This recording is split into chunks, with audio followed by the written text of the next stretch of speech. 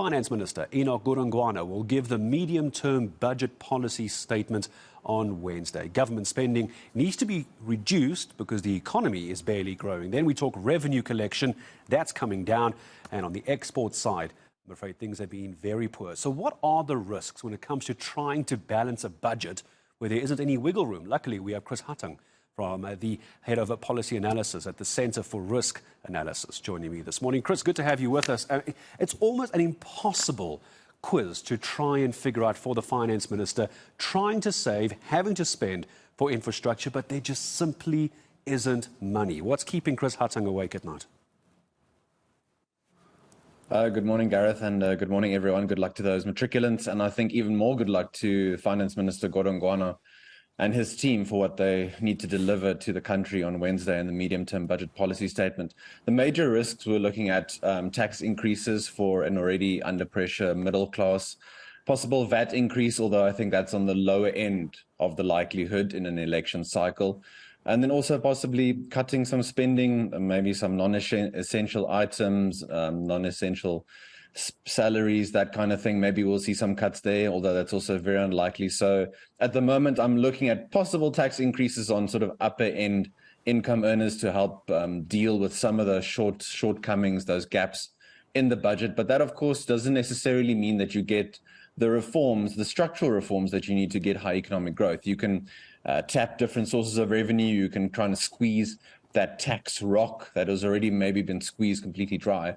But that doesn't mean that you then get the necessary reforms and unlock the growth that you need later down the line to ensure that you aren't in this position again, perhaps in the main budget next year in February or in budgets after that for the short to medium term. Yeah, because one of the big questions is also going to be a big risk. And we've seen this before when it comes to the grey listing. We've seen those ratings agencies talking about government expenditure as well that isn't being utilized correctly. A lot of government money, i.e. taxpayers' money, supposed to be going to things like infrastructure of schools, infrastructure of water, infrastructure of electricity as well, Chris, and that isn't happening. But it's a problem. You have to spend money to fix these issues. But instead we keep partitioning this money off to other issues, bearing in mind, and tell me if I'm on the right track here, I get a sense this is a pre-electioneering budget as well.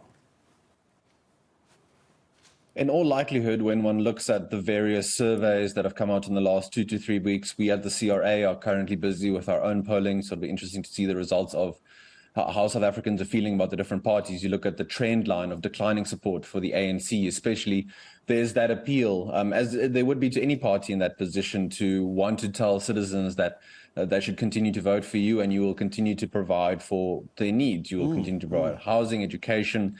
As you point out in the budget every year, we have education, healthcare as two of the biggest items in the budget. But what is even overtaking those now are the debt servicing costs. We need to repay the debt and the interest on our debt, but we haven't done those necessary reforms that I mentioned earlier. So we make it more difficult to repay the debt. The currency becomes devalued over time. It doesn't carry the weight that it did before, so you need to repay ever more and more. For the first 5 months of this year, for example, South Africa's budget deficit widened to 238 billion rand.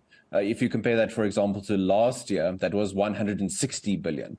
So already for the first 5 months of this financial year, the government is scrambling to find the necessary resources. So we'll see if there are, if we can call it, any pragmatic decisions. But as you very correctly point out, it is an election cycle. So those very difficult trade-offs I don't really see coming. And top of that list are the state-owned entities, the public sector wage bill, those big constituencies for the government, Transnet at the very top of the SOE list that will likely need a cash injection to continue functioning.